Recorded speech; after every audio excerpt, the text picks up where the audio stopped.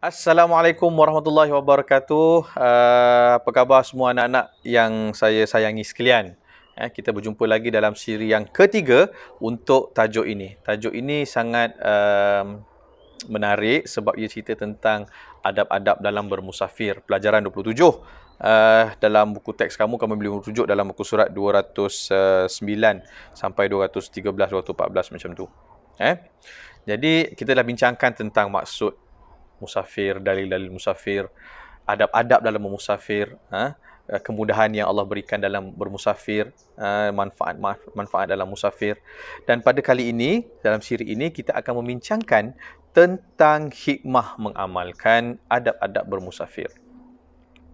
Tapi sebelum tu saya nak membacakan satu syair daripada Imam Asy-Syafi'i yang menggambarkan kelebihan musafir seperti berikut. Saya baca dalam bahasa Melayu lah kan.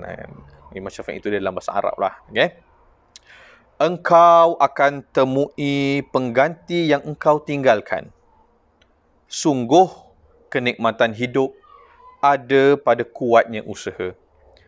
Sungguh aku melihat air yang bertakung akan tercemar dan rosak.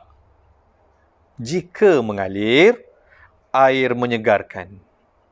Jika tidak, ia tidak menyegarkan. Singa, jika tidak meninggalkan tempat sarangnya, tidak akan mendapat mangsanya. Panah, jika tidak meninggalkan busurnya, tidak akan mengena sasarnya. Okay? Itu antara bait-bait syair karangan Imam Asy-Syafi'i, imam besar mazhab kita, mazhab Asy-Syafi'i. Telah menggambarkan betapa hebatnya, betapa indahnya, betapa besar manfaatnya apabila kita keluar bermusafir. Macam yang saya cakap ataupun yang Imam Syafi'i ceritakan dalam syairnya ini, apabila air, kita nampak air dalam satu kelopak pula, dan lopak kamu nampak air lepas hujan. Air itu pada mulanya apabila hujan baru turun, kita melihat air itu jernih. Tetapi lama kelamaan apabila ia tidak bergerak, air yang jernih itu akan menjadi keruh. Bukan lagi air yang bersih seperti mana pada awalnya, sebab air itu tidak bergerak. Tetapi kalau kita tengok kat sungai yang mengalir, yang bersih sentiasa mengalir, maka kita akan melihat air itu segar. Ibarat flush jamban rumah kita, kalau kita tak flush, tak masukkan air bersih dalam longkang, dalam mangkuk jamban tu, maka air di dalam itu akan sentiasa kotor dan najis akan tetap kekal di situ. Bila kita flush, masukkan air bergerak, maka hilanglah najis-najis di dalam mangkuk tandas itu. Itu ibaratnya. Kalau kita boleh faham bahawa indahnya syair yang dinukilkan ini, kita boleh bayangkan betapa perlunya dan manfaatnya apabila kita bergerak daripada satu tempat ke satu tempat. Dalam konteks ni kita cerita tentang permusafiran. Baik, apa hikmah mengamalkan adab-adab musafir? Yang pertama, perjalanan diberkati Allah Subhanahu Wa Taala. Adab-adab bermusafir dapat merapatkan hubungan antara hamba dengan penciptanya. Ingat dalil yang pertama tadi ialah bila kita bermusafir, kita melihat kebesaran Allah Subhanahu Wa Taala.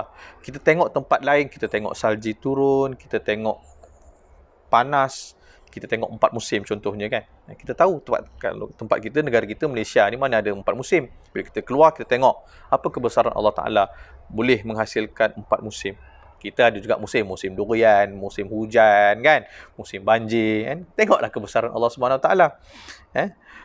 Kita tengoklah kesan apabila kita tak jaga alam sekitar, tak jaga parit longkang kita, apabila hujan turun sekejap, banjir kilat kan. Keluar dan melihat.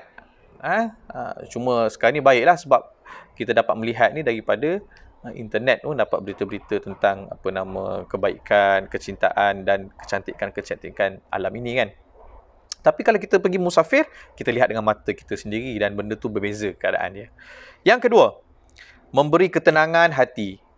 Musafir yang dimulakan dengan doa dapat memberikan ketenangan kepada jiwa kerana pergantungan harapan kepada Allah Subhanahu Wa Taala.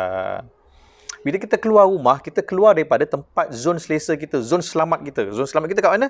Dekat rumah kita, kat bilik kita. Kan? Bila kita keluar rumah, apatah lagi lebih 80 km, kan? Lebih 2 marhalah, kita keluar daripada kita punya ruang keselesaan dan keselamatan kita. Tapi, bila kita letakkan kepercayaan, penyerahan sepenuhnya kepada Allah Subhanahu Wa Taala, maka dekat kita dengan Allah Subhanahu Wa Taala. Kita serahkan segalanya, kebergantungan harapan kita hanya kepada Allah Subhanahu Wa Taala. Dapat ketenangan hati. Yang ketiga, perjalanan menjadi mudah dan lancar. Kita ikut adab-adab dalam musafir ni, perjalanan menjadi mudah. Contohnya, apabila kita telah melantik seorang ketua, sudah tentu perjalanan menjadi mudah. Kalau tak ada ketua, nanti bila kita keluar dalam berkelompok, dalam kumpulan, seorang nak ke sana, seorang nak ke sana, seorang lagi nak ke sana, akhirnya bergaduh.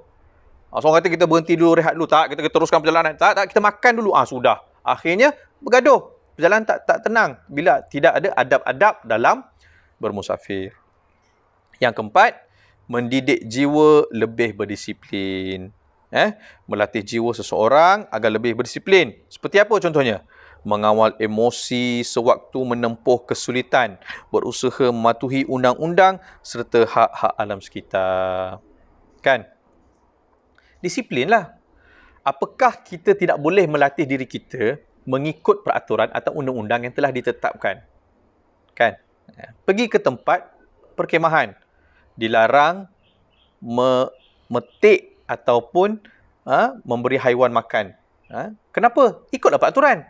Peraturan itu dibuat ada sebab-sebab tertentu, sebab-sebab yang khusus untuk keselamatan, untuk keselesaan, untuk kebersihan. Contohnya, kalau kita beri makanan kepada haiwan liar yang ada, contoh monyet-monyet kita bagi makanan, akhirnya monyet itu akan datang. Semakin ramai yang akan datang, akhirnya dia akan merosakkan tempat yang disediakan untuk manusia, untuk berehat, untuk beriadah, untuk berhelah.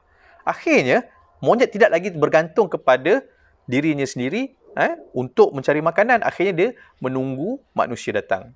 Bila manusia dah datang ramai-ramai bagi makan, akhirnya jadi apa? Bukan sekadar itu, akhirnya sampah sarap pun berlaku dengan tidak terkawal. Belum lagi soal keselamatan. Itu antara sebab-sebabnya. Tidak boleh petik daun, ranting dan sebagainya. Kenapa? Sebab itu alam sekitar. Pokok itu dijaga. Pokok itu bukan hak kita untuk kita tebang, kita patahkan ranting-rantingnya. Itu kan hak kita, itu hak alam sekitar. Alam perlu dikekalkan keadaannya begitu. Pokok-pokok itu perlu begitu. Sebab tu bila kita buat barbecue contohnya, kita kena tengok tempat yang sesuai, tempat yang dibenarkan. Bukan sewenang-wenang kita bakar, buat barbecue, petik cari kayu api sebagainya, kita bakar, boleh menyebabkan kebakaran sekiranya tidak berhati-hati dan tidak ada disiplin tertentu. Jadi apabila kita ada adab-adab dalam musafir, mendidik jiwa kita untuk lebih berdisiplin. Itu antara 4 perkara hikmah mengamalkan adab-adab dalam bermusafir. Baik. Sekarang ni, apa yang tugasan anda? Anak-anak muridku sekalian, kita boleh buka muka surat 214, ada soalan penilaian. Saya nak kamu jawab ke semua soalan penilaian yang diberikan itu. Yang pertama, nyatakan maksud bermusafir. Apa maksud musafir? Sila tengok, tonton semula video yang pertama. Nyatakan dalil nakli, galakkan bermusafir. Juga saya telah ceritakan dalam video yang pertama. Jelaskan 2 hukum bermusafir beserta contoh. Ini ada dalam video yang kedua. Terangkan 2 adab bermusafir. Ini pun ada dah cerita dah ni, panjang cerita ni. Jelaskan 2 hikmah mengamalkan adab bermusafir. Ni baru set tadi saya bincangkan. Boleh slide balik dekat minit-minit yang awal untuk melihat apakah hikmah mengamalkan adab bermusafir. Tentukan hukum bermusafir bagi setiap pernyataan berikut. Ahmad bermusafir ke England kerana mewakili negara dalam perlawanan bola sepak. Apa hukum dia? Hukum-hukum ni kita ceritakan pada video yang lepas. Encik Ismail dan isterinya bermusafir menunaikan haji. Okey, hukum pun dah kita tengok pada video yang lepas. Fatimah bermusafir bersama-sama dengan rakannya tanpa pengetahuan suaminya. Macam mana? Okey. Dan soalan terakhir.